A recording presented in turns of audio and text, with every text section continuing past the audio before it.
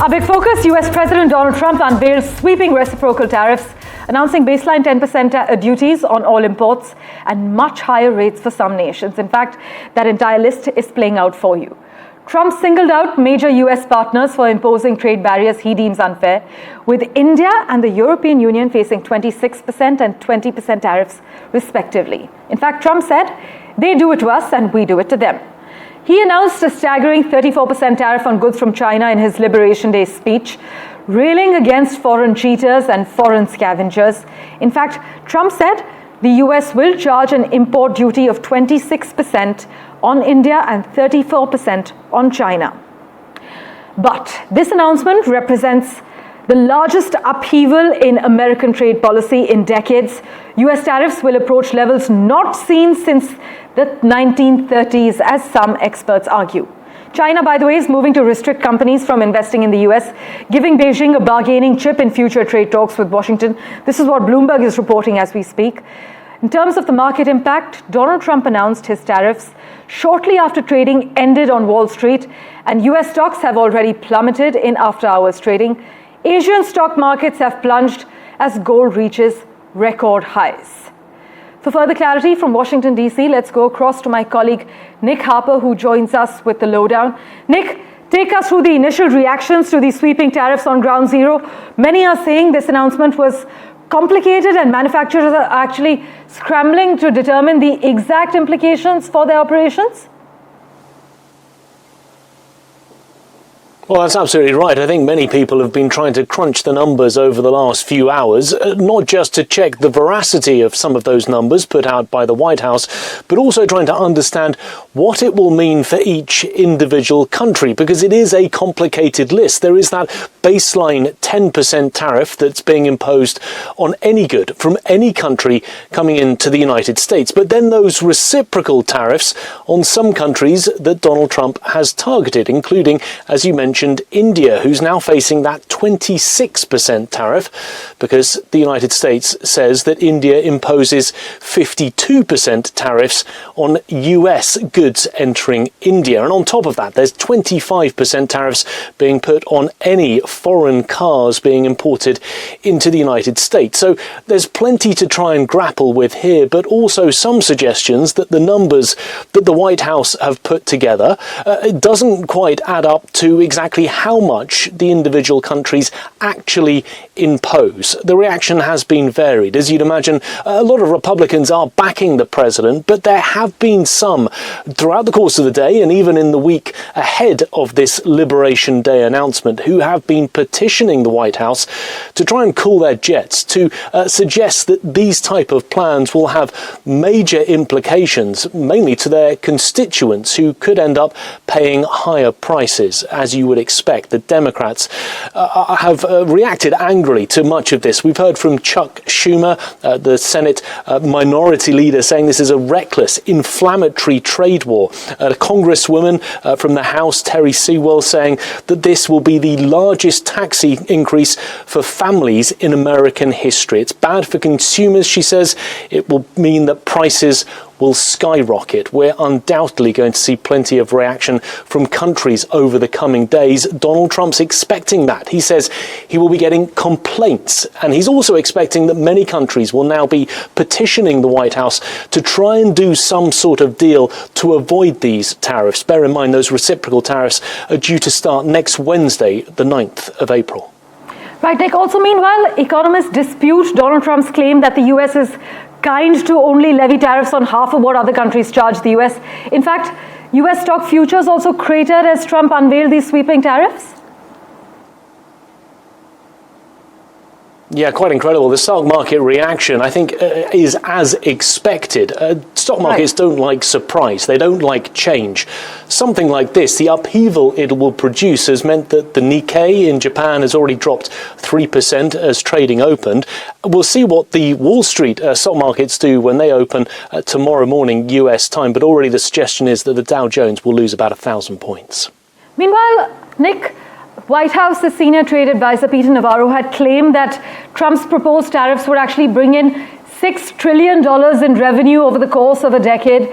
Experts have pointed out that if this is achieved, it would not only be the largest tax increase in US history, but would also triple the tax hike that was enacted back in 1942 to finance World War II. Is this being seen as a realistic goal, this $6 trillion figure as we speak? Well, there's plenty of numbers that have been thrown around. Another number is 600 billion to 1 trillion in the course of just 2 years. That's right. The amount that the White House is saying that these tariffs will bring in. But there is some suggestion that won't be the case. If you hark back to the tariffs implemented during the first Trump presidency, the vast majority, about 91% of all the revenue raised from tariffs imposed to China was then used to bail out American farmers who simply were no longer able to sell their products like soybeans to China. So there is that slight problem, that suggestion that all of this could cause a recession, that it could cause prices to rise, and we could once again see bailouts for a whole range of different industries across the US who simply will find it much harder to sell their products abroad if other countries introduce retaliatory tariffs as a result of what we've seen today from Donald Trump. Right, and Trump's comments as far as India are concerned, Nick, he said India has been tough on tariffs. He's raised questions about what our modus operandi is. But in terms of the future of Indo-US relations, could this tariff increase escalate tensions between the two nations, or will it prompt more collaboration as far as trade reforms are concerned? Have you been picking up on anything? What are the experts and big business players saying? It's very difficult to tell. I mean, the suggestion would be that imposing this level of tariff would simply cause problems. It wouldn't solve them. We saw a tremendous friendship between the leaders of the US and Donald Trump and Prime Minister Narendra Modi during his first term in office. The thinking was that that would continue during his second term.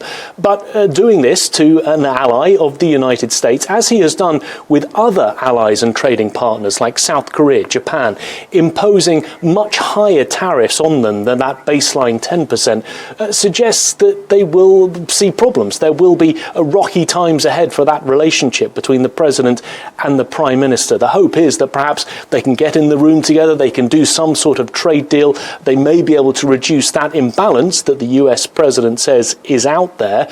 But all of that is really just a vast unknown at this stage. And with that plan to impose a 26% tariff on all Indian goods, the US president is laying down a marker, a very strong marker, a marker that might cause a real rupture in relations between New Delhi and Washington.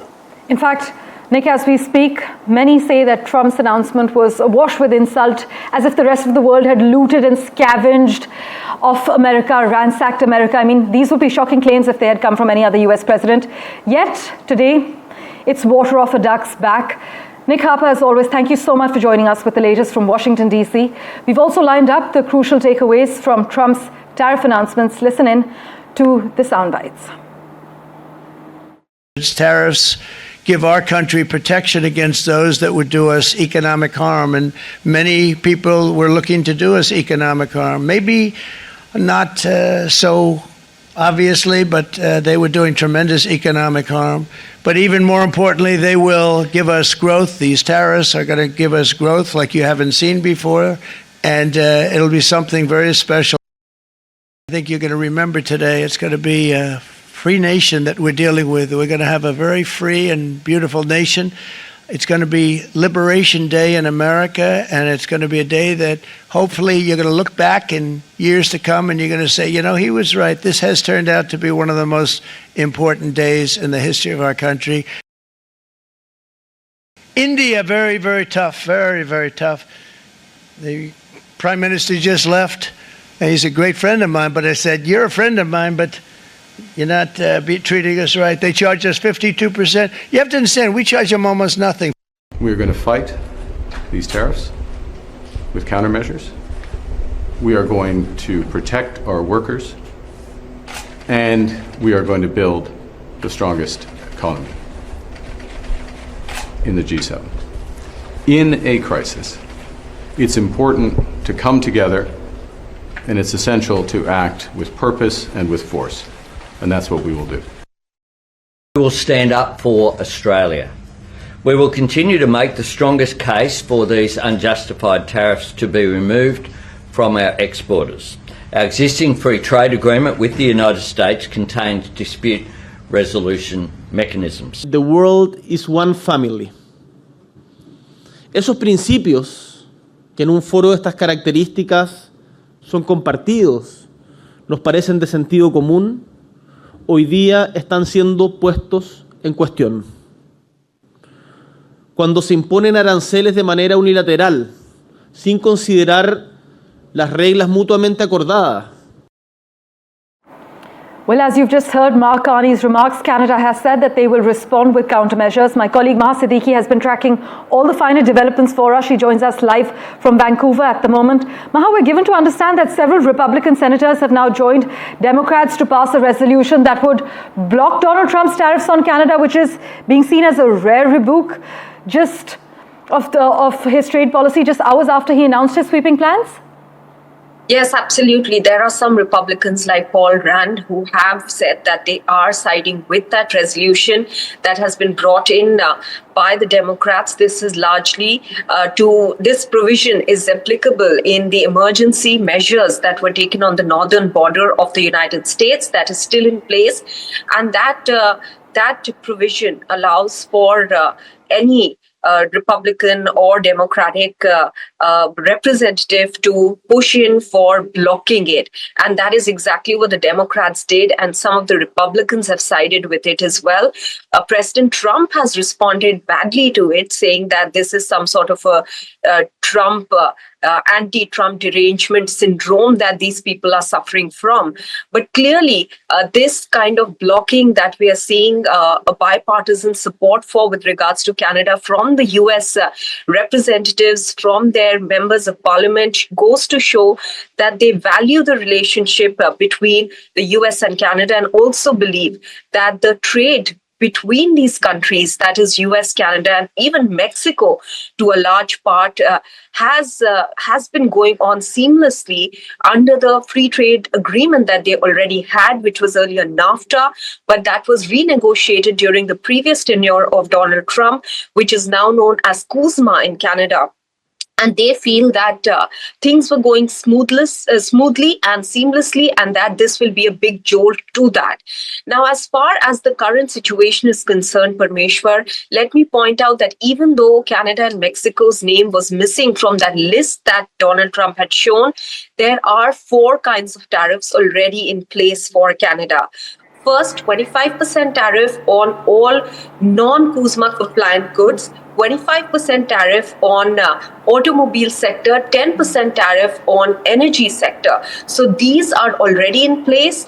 Canada has said, and you just heard Mark Carney there saying that Canada will respond with purpose and with force. So we'll have to wait to see. Apart from the $30 billion goods that Canada has already said that they will levy tariffs on, are they going to go in for further $125 billion worth of goods and tariffing that in the sense of reciprocal tariffs? We'll have to wait to see what the announcement is going to be on that count. As always, Mahado, thank you so much for joining us with the latest developments and the lowdown. Well, Donald Trump, many experts highlight, he's finally making good on his campaign promises to build that wall, but instead of steel fencing along the Mexican border, it will be constructed from tariffs and will enclose the entire United States.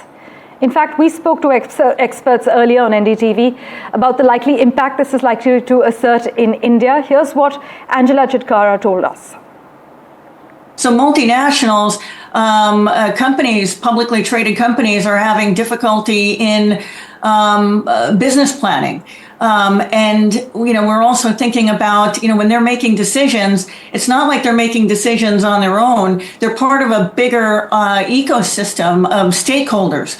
Take, for example, the auto sector and the exposure that the auto sector has to, in markets like Canada and Mexico. And so now, if we're thinking now about reshoring, nearshoring, friendshoring, that, takes time. But if you think about the U.S.-India relationship, I think naturally multinationals that already have a presence in India, and markets like India will continue to expand in India and also rethink their U.S. strategy, which would also include the reskilling of American workforce in the United States. All right.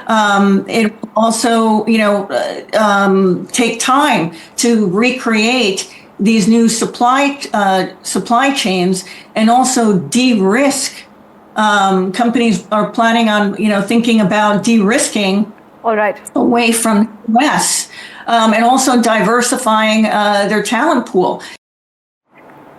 Well, analysts and experts say it will be months, if not years, before many US companies or sectors have the confidence and the cash to invest in the way Fortress America supporters hope. Longer still, maybe, before US car workers or farmers feel truly confident about paying down their debts and spending again. But it makes perfect sense, therefore, to emphasize currently that the uncertainties that Donald Trump has just unleashed.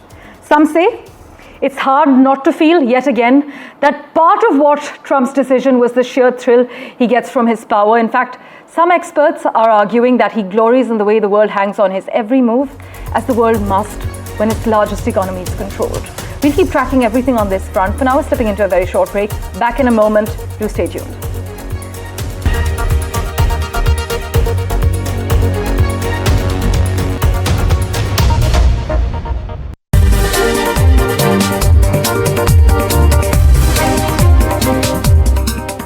Well, Prime Minister Modi will be in Thailand, where he will hold a meeting with his Thai counterpart and attend the 6th BIMSTEC Summit. Now, this summit will bring Prime Minister Modi face-to-face with Nepal's Prime Minister, KP Sharma Oli, and Bangladesh's Chief Advisor, Mohammad Yunus, among others. From Thailand, he will depart for a 2-day visit to Sri Lanka. But just take a look at what to expect from the 6th BIMSTEC Summit.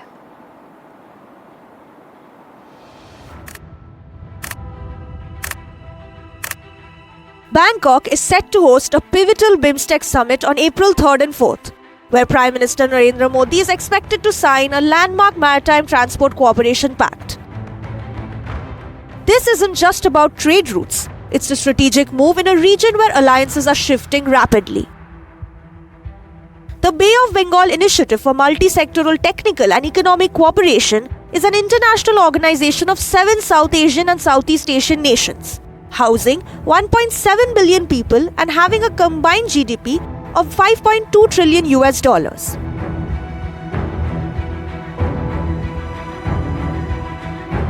Member states include Bangladesh, Bhutan, India, Myanmar, Nepal, Sri Lanka and Thailand. Meanwhile, Bangladesh's chief advisor Mohammad Yunus recently claimed his country is the only guardian of the ocean, igniting diplomatic ripples. His comments on China's role and India's landlocked northeast come amid growing tensions between Dhaka and New Delhi. It also casts a shadow of doubt on the likely meeting with Prime Minister Modi at the summit. 7 states of India, eastern part of India, called 7 Sisters. They are landlocked country, landlocked region of India. They have no way to reach out to the ocean.